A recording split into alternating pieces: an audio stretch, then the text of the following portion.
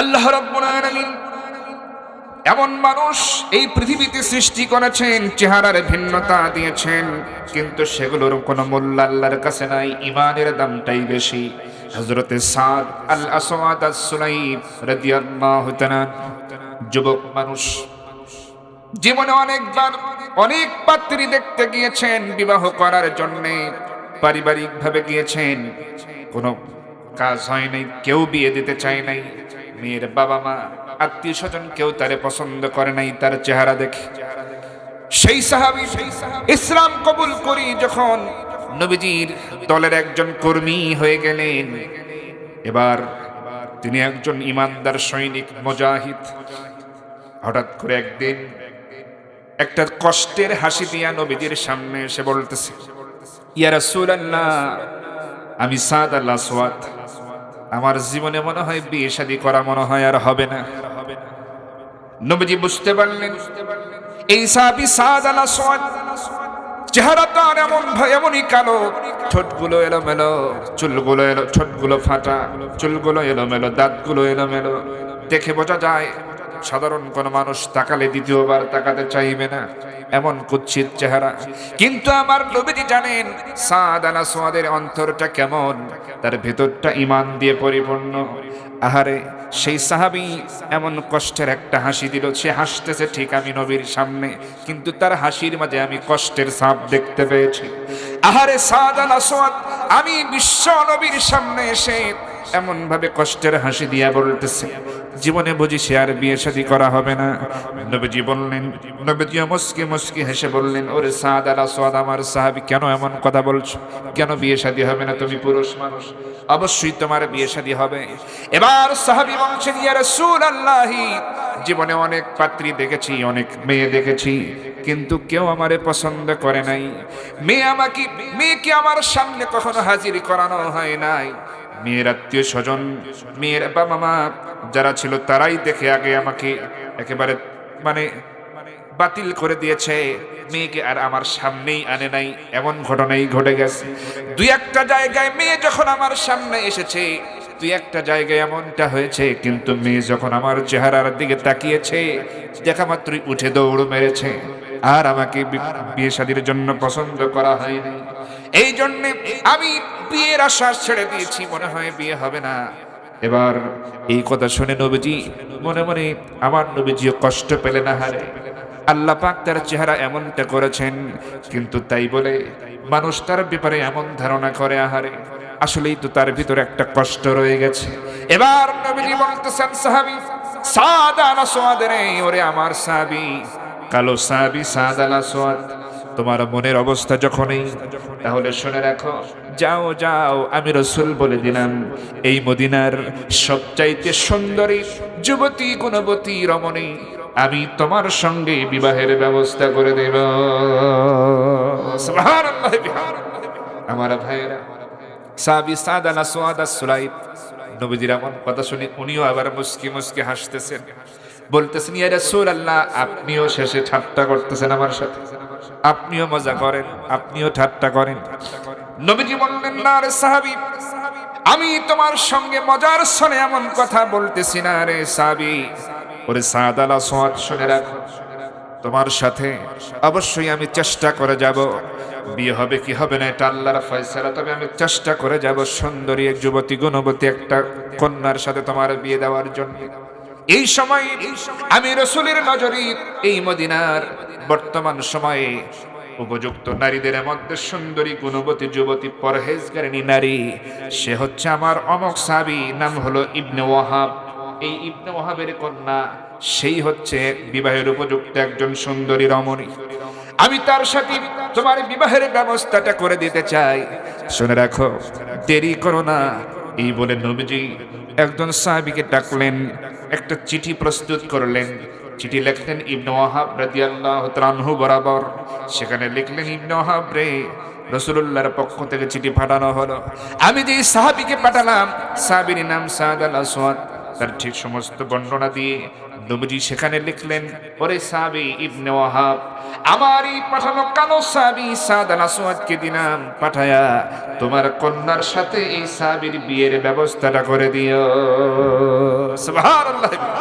আমার ভাইয়েরা খেয়াল করেন, নবীজির চিঠির মর্যাদা আছে না নাই? অবশ্যই আছে। আমার বন্ধুগণ, এই সাহাবী সাদ আল আসওয়াদ রাদিয়াল্লাহু তাআলা আনহু এমন যখন চিঠি পেলেন, চিঠিতে বারবার চুমু খাওয়া শুরু করলেন। আহারে, চিঠি কোথায় রাখবেন, কোথায় থুবেন, কোথায় রাখবেন, তিনি চিন্তায় পড়ে গেলেন। বুকের সাথে জড়ায় রাখছেন, চুমু খাচ্ছেন, চোখে লাগাচ্ছেন।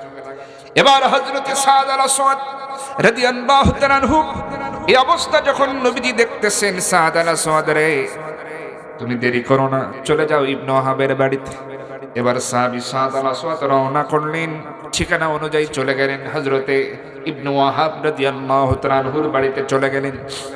বাড়িতে গিয়া বাড়ির উঠানের ভিতর থেকে সালাম দিলেন। সালাম দিয়ে বলছেন, চাচা বাড়িতে আছেন নাকি?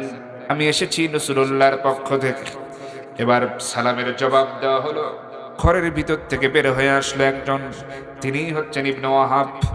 এসে যখন উঠানের দিকে দাঁড়ালেন, তাকিয়ে দেখলেন ইবনে ওয়াহাব দেখতেছেন একজন কালো কুৎসিত চেহারার একজন যুবক মানুষ দাঁড়ানো। তার কাছে চলে গেলেন, তার সঙ্গে কথা বলার জন্য কাছে গেলেন। এবার শুনতে চাইলেন, পরিচয় জিজ্ঞেস করলেন। তিনি বললেন, আমি সাদ আল আসওয়াদ, নবীজি আমাকে পাঠায়া দিয়েছেন। এবং বুক থেকে, পকেট থেকে সেই চিঠিটা বের করে বলতেছেন, চাচা এই নেন রাসূলুল্লাহর পক্ষ থেকে চিঠি, চিঠিটা নেন আর ব্যবস্থা করে দেন। সুবহানাল্লাহ। কারণ সাহাবীর মনের বিশ্বাস, যেহেতু নবীজি চিঠি লিখেছেন অবশ্যই কাজটা হয়েই যাবে। মনে তার আনন্দ ফুর্তি, এবার বুঝি বিয়েটা আমার হয়েই যাবে। জীবনে বহু চেষ্টা করেছে, বিয়ে করার জন্য পারে নাই। এবার সাহাবী যখন চিঠিখানা দেয়, ইবনে ওয়াহাব রাদিয়াল্লাহু তাআলা আনহু যখন চিঠি হাতের মধ্যে নিলেন, তিনিও চুমু খাওয়া শুরু করলেন। কারণ নবীজির পক্ষ থেকে পাঠানো চিঠি, তিনিও সম্মান করলেন, চোখে লাগালেন, চুমু খেলেন। চিঠি খুলে হযরত ইবনে ওয়াহাব রাদিয়াল্লাহু তাআলা আনহু জোরে জোরে তেলাওয়াত করতেছেন, পাঠ করতেছেন, যে বাহিরে ঘরের ভেতরে যারা আছে তারাও শুনতে পাচ্ছে সেই চিঠির কথাগুলো। তিনি পড়তেছেন, লেখা আছে রাসূলুল্লাহর পক্ষ থেকে চিঠি ইবনে ওয়াহাবের প্রতি। ওরে ইবনে ওয়াহাব, আমার পক্ষ থেকে যেই সাহাবী পাঠানো হলো সাদ আল আসওয়াদ, তাকে পাঠালাম পাত্র হিসেবে। তোমার ঘরে যে বিবাহের উপযুক্ত কন্যা আছে, তুমি বলেছিলে সুন্দরী যুবতী গুণবতী রমণী তোমার কন্যা আছে, তার সাথে এই সাহাবীর বিয়ের ব্যবস্থাটা করে দিও। এমন কথা, আরো কিছু কথা যখন বলা আছে, নবীজি এমন কথা চিঠিতে সব বলে দিয়েছেন। সব কথা এই সাহাবী উচ্চ স্বরে পাঠ করতেছে। ঘরের মধ্যে যারা ছিল সবাই শুনে ফেলেছে। ইবনে ওয়াহাবের স্ত্রী শুনেছেন, মেয়ে শুনেছেন, আরো যারা ছিল সবাই শুনেছেন। এবার এই চিঠিখানা নিয়া ঘরের মধ্যে গিয়া মনে মনে ভাবতেছেন, অন্তত মেয়ের কাছ থেকে একটু জিজ্ঞেস করে নেওয়া দরকার। কারণ হলো বিয়ে শাদীর ব্যাপারে ছেলে এবং মেয়ে উভয়ের মতামত নেওয়ার প্রয়োজন আছে না? কথা বলেন, আছে না? অবশ্যই আছে, অবশ্যই আছে। কারণ মতামত না নিয়ে যদি আপনি করেন, বিশেষ করে এই জামানায় দেখবেন বিয়ে শাদী ঠিক করছেন, রাতের বেলায় হয় ছেলে হারায় গেছে, না হয় মেয়ে হারায় গেছে। এমন ঘটনা ঘটে কি ঘটে না? এজন্য চেষ্টা করতে হবে তাদের মতামতটা নেওয়ার জন্য। এবার এই ইবনে ওয়াহাবের কন্যার কাছে তিনি নিজেই পিতা হয়ে গেলেন। চিঠিখানা তার হাতের মধ্যে আছে। মেয়েকে বলতেছে জানালাটা ফাঁক করে। মেয়ে তো জানালা দিয়ে আগেই একটু দেখে নিয়েছেন, কিন্তু বুঝতে পারেননি যে একটা যুবক ছেলে দাঁড়ানো উঠানোর মধ্যে সালাম দিয়েছে আব্বাকে লক্ষ্য করে, জানালা দিয়ে উকি মেরে দেখে ফেলেছে।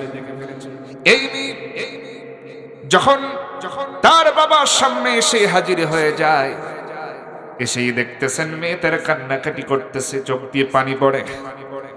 ইবনে ওয়াহাব রাদিয়াল্লাহু তাআলা আনহু ভাবলেন, মনে হয় চিঠির কথাগুলো শুনে আমার মেয়ে কাঁদছে।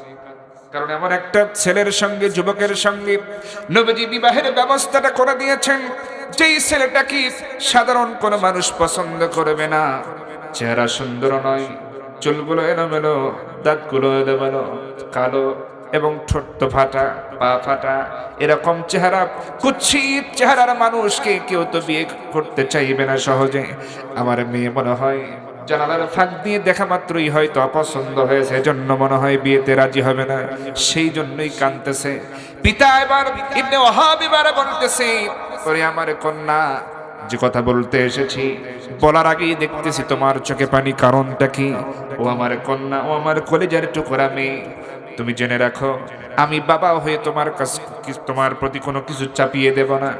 নবীজি তোমার জন্য একজন ছেলেকে পছন্দ করে পাঠিয়ে দিয়েছেন, তোমার নামটাও বলে দিয়েছেন। নবীজি তোমার সাথে এই যুবক ছেলের বিয়ের ব্যবস্থাটা করার জন্য বলে দিয়েছেন।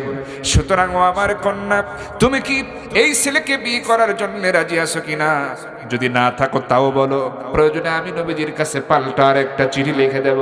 তুমি যে রাজি না এই কথা আমি বলবো। এই কথা শোনা মাত্রই তার মেয়ে ঘুরে দাঁড়িয়েছে, দাঁড়িয়ে বলতেছে, আব্বাজান এমন কথা বলবেন না, খবরদার আব্বাজান এমন কথা যেন না বলেন। আব্বাজান মেহেরবানি করে চুপ হয়ে যান, কারণ হলো আমি যে কারণে কাঁদতেছি এই কারণটা তো অন্যরকম, অন্য কারণে আমি কাঁদতেছি। কারণ হলো আব্বাজান খেয়াল করেন, এই মদিনার অনেক তো সুন্দরী নারী আছে, মেয়ে আছে, অনেক অনেক বাবারই তো সুন্দরী কন্যা আছে, কিন্তু আমি আশ্চর্য হয়ে গেলাম আর আমি এই জন্য খুশিও হয়ে গেলাম। অনেক মেয়ে আছে, অনেক যুবতী গুণবতী নারী আছে এই মদিনায়, আল্লাহর নবী তাদের কথা না বলে, তাদের কথা না ভেবে স্বয়ং আল্লাহর নবী আমার বিয়ের কথা নিয়েও চিন্তা করেছে। সুতরাং আব্বাদান আপনাকে সামনে রেখে স্পষ্ট আমি ঘোষণা দিয়ে দিলাম, আমার যদি বিয়ে হয় তাহলে ওই রাসূলের পাঠানো ওই ছেলের সঙ্গেই আমার বিয়ে দিতে হবে। কারণ তার চেহারা যাই হোক না কেন, চেহারা খারাপ হতে পারে, আল্লাহর নবী যাকে পাঠিয়েছে অবশ্যই তার ঈমান দুর্বল হবে না, তার ঈমানটা মজবুত আছে। সুবহানাল্লাহ। অবশ্যই তার ভেতরটা অনেক আলো দিয়ে ভরা। চেহারা দিয়ে কি হবে, ভেতরটা তার আলোকিত। আমার ভাইয়েরা খেয়াল করুন, আল্লাহ রাব্বুল আলামিন তার ভিতরে কি কেমন ঈমান দিয়েছেন। এই মহিলাটা কি জবাব দিল? বাবা তো হতবাক হয়ে গেছে, আরে আমার মেয়েটা তো আসল কথাই বলেছে, কারণ চেহারার তো কোনো দাম নাই, ঈমানের দামটাই আল্লাহর কাছে সবচাইতে বেশি প্রিয়। এবার বিবাহের জন্য মেয়ে বলে, আপনি ছেলেকে জানিয়ে দেন আমি রাজি হয়ে গেলাম। এবার ইবনে ওহাব যখন চলে আসলেন, সাহাবীকে বললেন, সাহাবী তোমার কপাল খুলে গেছে, আমার মেয়ে তো তোমাকে বিবাহের জন্য রাজি হয়ে গেছে। সুবহানাল্লাহ। সাহাবী আর দেরি করে নাই, এক দৌড়ে নবীজির কাছে চলে গেছে।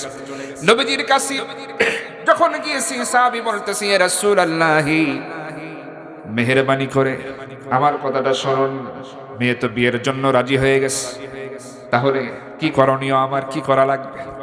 ইতিমধ্যেই আমার নবীজির কাছে একটা যুদ্ধের ডাক এসেছে। নবীজির সমস্ত সাহাবীর কাছে সেই যুদ্ধের প্রস্তুতি নেওয়ার ঘোষণা দিয়ে দিয়েছেন। কিন্তু আমার নবীজি এই সাহাবী সাদ আল আসওয়াদ কি এই যুদ্ধের কথাটা বলেন নাই, কারণ আমার নবীজি চাচ্ছেন সাহাবীর জীবনের একটা ইচ্ছা, আশা, সে বিয়ে করবে, সংসারী হবে। এই জন্য আমার নবীজি এই সাহাবীকে যুদ্ধের কথাটা গোপন রেখেছেন, আড়াল করে রেখেছেন, বলেন নাই। হঠাৎ করে যখন এই যুদ্ধের প্রস্তুতি চলতেছে, নবীজি তার কাছ থেকে আড়াল করলেন, এই সাহাবীর জীবনের ইচ্ছাটা পূর্ণ করার কথা ভাবলেন নবীজি। এবার সাহাবী যখন বললেন, ইয়া রাসূলুল্লাহ কি করব এখন? নবীজি বললেন, তাহলে কি আর করা, বিয়ের জন্য সব বন্দোবস্ত করা লাগবে। কি করা লাগবে? নবীজি বললেন, টাকা কড়ি প্রয়োজন, মহরানা প্রয়োজন, বাজার প্রয়োজন, সেগুলো করো। সাহাবী বলতেছেন, ইয়া রাসূলুল্লাহ তাহলে সব কে করবে? আমার তো কিছু নাই, আপনি তো আমার সব। নবীজি বললেন, দাঁড়াও, ব্যবস্থাটা হয়ে যাবে। আমার নবীজি দুইজন সাহাবীকে ডাকলেন। একজন সাহাবীকে ডাকলেন হযরতে নোমান রাদিয়াল্লাহু তাআলা আনহু। তাকে ডেকে বললেন, নোমান তোমার এই সাহাবী, তোমার এই ভাই আমার সাহাবী সাদ আল আসওয়াদের বিয়ে হবে, একটু সহযোগিতা করো। তিনি 200 দিরহাম দিয়ে দিলেন। এরপরে হযরতে ওসমান রাদিয়াল্লাহু তাআলা আনহুর কাছে পাঠানো হলো। তিনিও 200 দিরহাম দিলেন। কত হলো বলেন? 400 দিরহাম নবীজি তার হাতের মধ্যে দিলেন, বললেন, সাদ আল আসওয়াদ মদিনার বাজারে চলে যাও, বাজার করো, বিয়ের ব্যবস্থাটা সেরে ফেলো।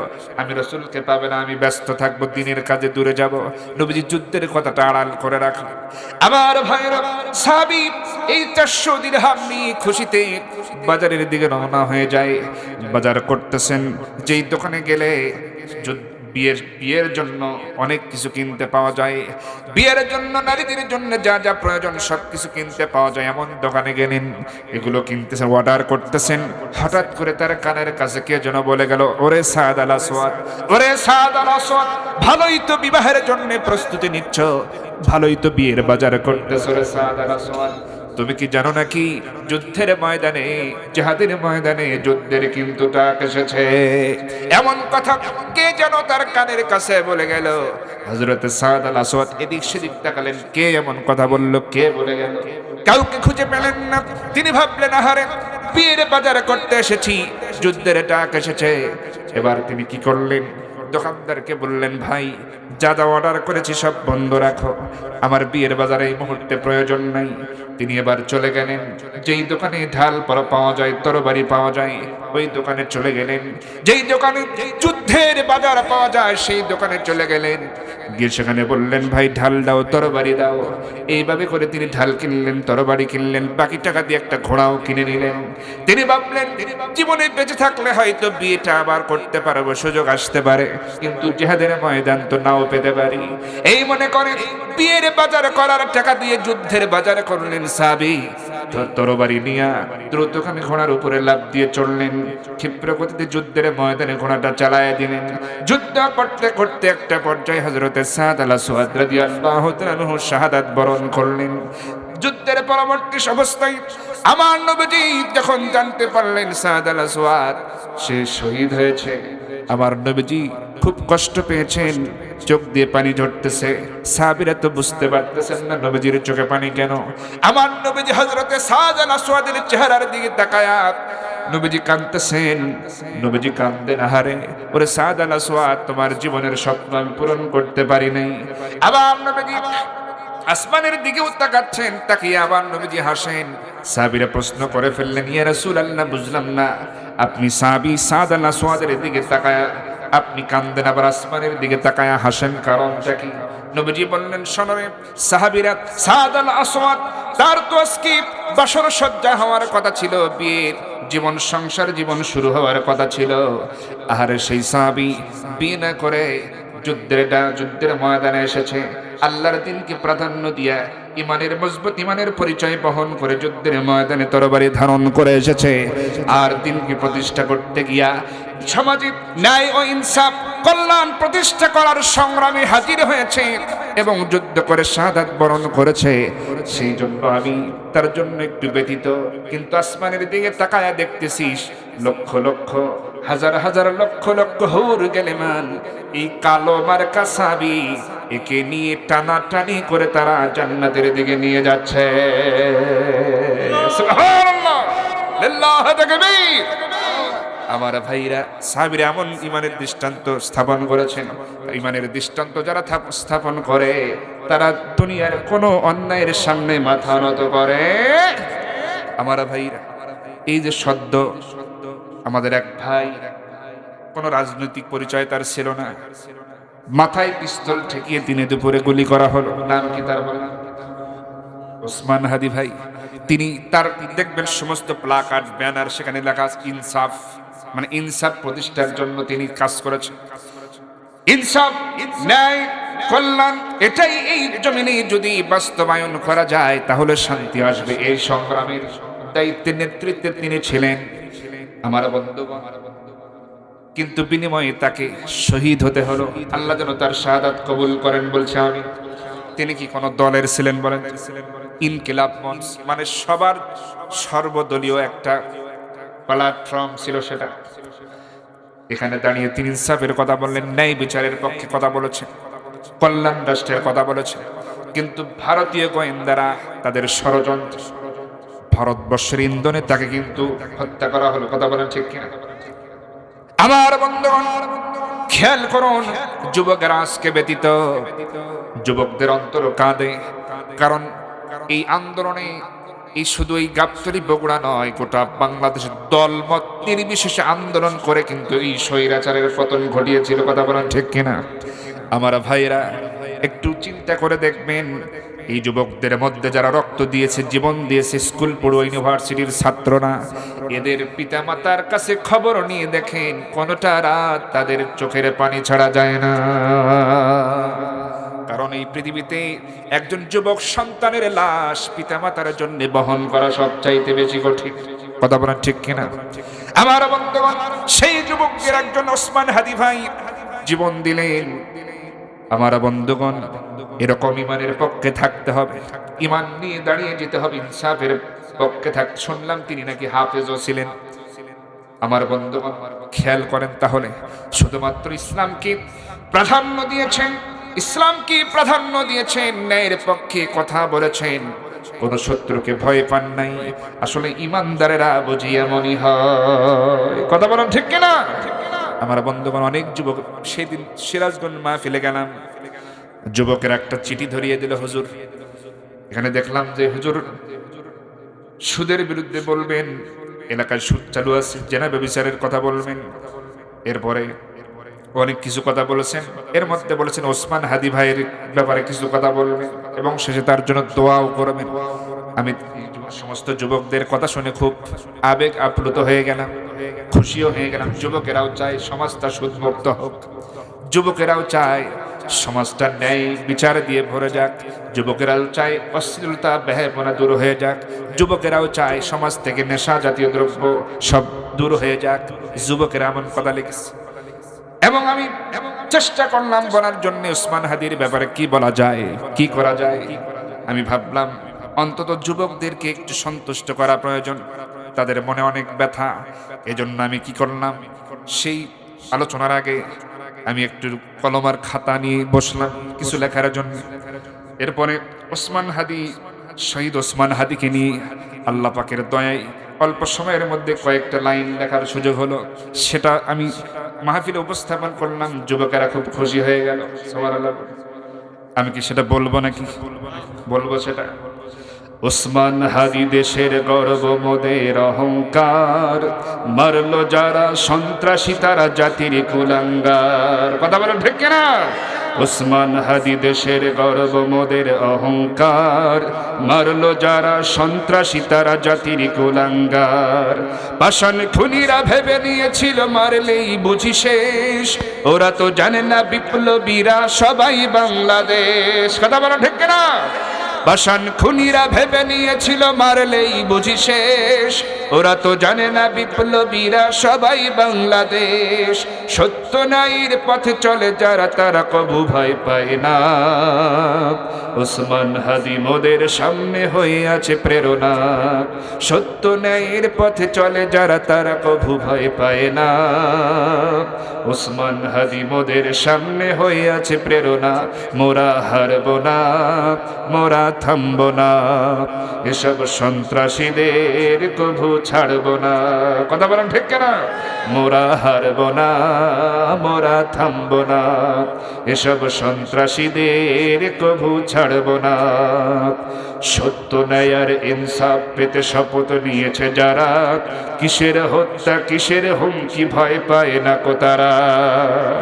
সত্য ন্যায় আর ইনসাফ পেতে শপথ নিয়েছে যারা, কিসের হত্যা কিসের হুমকি ভয় পায় না কো তারা। ওসমান হাদি তাদের মতোই চির বিপ্লবী বীর, রাজপথে গিয়ে প্রভুর নামে বলতো যে তাকবীর, লিল্লাহ তাকবীর। ওসমান হাদি তাদের মতোই চির বিপ্লবী বীর, রাজপথে গিয়ে প্রভুর নামে বলতো যে তাকবীর। ভিনদেশী আর হায়নারা তার বেঁচে থাকতে দিল না, লক্ষ কোটি অন্তরে আজ শুধুই যে কান্না। ভিনদেশী আর হায়নারা তার বেঁচে থাকতে দিল না, লক্ষ কোটি অন্তরে আজ শুধুই যে কান্না।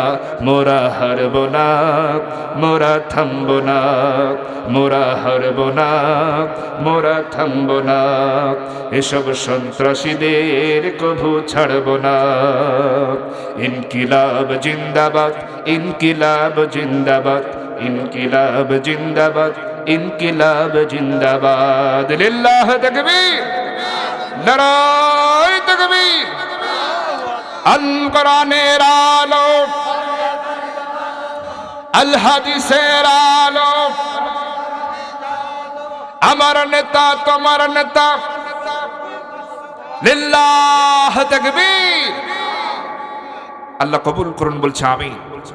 আমাদের বিশ্বাস সকলের এই দেশ একদিন শত্রু মুক্ত হবে ইনশাআল্লাহ। আপনারা জানেন এই এলাকার গর্ব কৃতি সন্তান শহীদ প্রেসিডেন্ট জিয়াউর রহমান, ঠিক কিনা? তার সুযোগ্য সন্তান কত বছর পরে বলেন?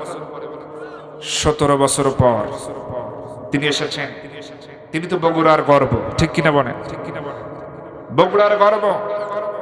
এবং আমরা মনে প্রায় বিশ্বাস করি তার পিতা মরহুম শহীদ প্রেসিডেন্ট জিয়াউর রহমান তার ভিতরে অন্তরে যেটা লালন করতেন, স্বপ্ন দেখতেন, আমরা বিশ্বাস করি তার মতো করেই তার সন্তানও তার স্বপ্ন বাস্তবায়ন করবে। কথা বলে ঠিক কিনা? এই জমিনে এই যে ইসলামী যে দলগুলো রাজনীতি করে, এই ব্যাপারে এই ইসলামী রাজনীতি এই দেশে চালু হওয়ার পেছনে একটা বড় অবদান রয়েছে শহীদ প্রেসিডেন্ট জিয়াউর রহমান। সুবহানাল্লাহ বলবেন না? বড় একটা অবদান তিনি রেখেছেন। আজকে সেই ইসলামী রাজনীতি নিয়ে বিশেষ করে ভারতবর্ষ তাদের মাথা খারাপ হয়ে গেছে। তারা চেষ্টা করতেছে এটাকে কেমনে থামিয়ে রাখা যায়। আচ্ছা, এটা সংখ্যাগরিষ্ঠ মুসলমানের দেশ, মুসলমানের শাসক হয়, এখানে ইসলামী রাজনীতি বা আল্লাহর আইন বিধান কিছুটা চলুক, এটা কি আমরা সবাই চাই না? আমরা চাই না এই মানে এই দেশে সুদ বন্ধ হোক, এটা কি চাই না?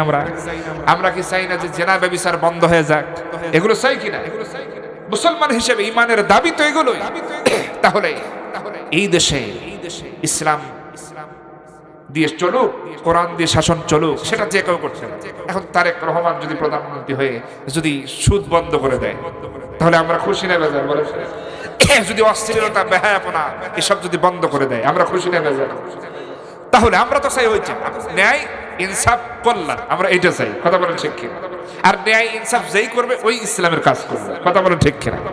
সে একটা আয়াতের মানে আমল করবে। এখন এটা যে করবে সেই এর সওয়াবের ভাগীদার হবে। এখন বিগত সময় যারা ছিল 15-16 বছর, এরা কি এসব করছে? মানে জুলুম তন্ত্র কায়েম করছে, যার কারণে শত শত যুবকের জীবন দিতে হয়েছে। আবু সাইদ সহ, মুক্ত সহ, অসীম সহ শত শত নয় হাজার হাজার যুবকদের এই সমস্ত তাজা তাজা প্রাণগুলো ঝরানো হয়েছে। আল্লাহ পাক দেখলেন এত জুলুম তো আর মেনে নেওয়া যায় না। আল্লাহ পাক কিন্তু জুলুম সহ্য করে না। দেখেন, আপনি কুফরি করবেন, আল্লাহ কিছুই বলবে না। কুফরি করলে আল্লাহ কিছুই বলবে না। যেমন নামাজ পড়তেছেন না, অসুবিধা নেই, আল্লাহ ধরবে না, কিয়ামতে হিসাব নেই। ঠিক।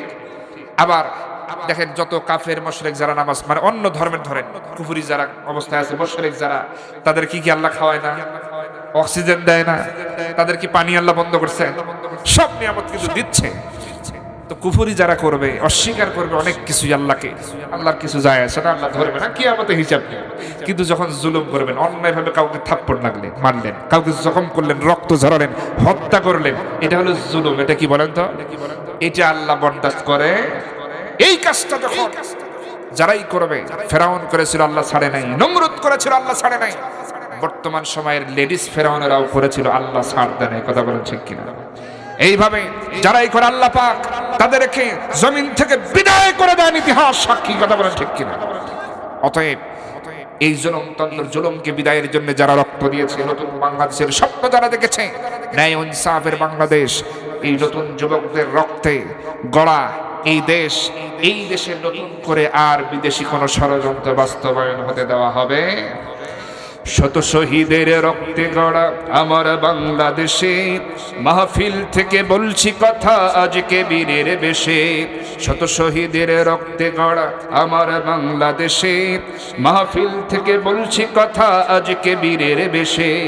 আমি তো দেখেছি 15 বছর অন্যায় অবিচার, ছাত্র জনতার আন্দোলনে পালালো স্বৈরাচার। কথা বলো ঠিক কিনা? আমি তো দেখেছি 15 বছর অন্যায় অবিচার, ছাত্র জনতার আন্দোলনে পালালো স্বৈরাচার। এখনই সময় কোরআনের রাজ কায়েমের হে বীর, আজকের মাহফিল থেকে দিন আল্লাহর তাকবীর। লিল্লাহ তাকবীর, লিল্লাহ তাকবীর। আমি তো দেখেছি সেনা হত্যা সদর দপ্তরে, হাফেজদেরকে মারল গুলি শাপলা চত্বরে। কথা বলে ঠিক কিনা? আমি তো দেখেছি সেনা হত্যা সদর দপ্তরে, হাফেজদেরকে করল গুলি শাপলা চত্বরে। আমি তো দেখেছি আলেমদেরকে করত নির্যাতন, কত আলেমদেরকে করলো ফাঁসির মঞ্চায়ন। আমি তো দেখেছি সাইদির উপর করেছে অত্যাচার, ইনজেকশনে বিষ দিয়েছিল জালেম স্বৈরাচার। কথা বলো ঠিক কিনা? আমি তো দেখেছি সাইদির উপর করেছে অত্যাচার, ইনজেকশনে বিষ দিয়েছিল জালেম স্বৈরাচার। আজকে বিচার চাই সাইদি হত্যার, আজকে বিচার চাই ছাত্র হত্যার। সময় এসেছে বিচার চাওয়ার, জাগো হে বীর। সময় এসেছে বিচার চাওয়ার, জাগো হে বীর। লিল্লাহ তাকবীর, লিল্লাহ তাকবীর। আমি তো দেখেছি রাস্তায় লোক থাকে অনাহারে, এক এক মন্ত্রী হাজার কোটি বিদেশে পাচার করে। আমি তো দেখেছি স্বৈরাচারের জুলুম নিপীড়ন, আমি তো শুনেছি আয়না ঘরের করুণ নির্যাতন। আমি তো দেখেছি 15 বছর করেছে দেশ শাসন, আমি তো দেখেছি বিনা ভোটে করেছে দেশ শাসন।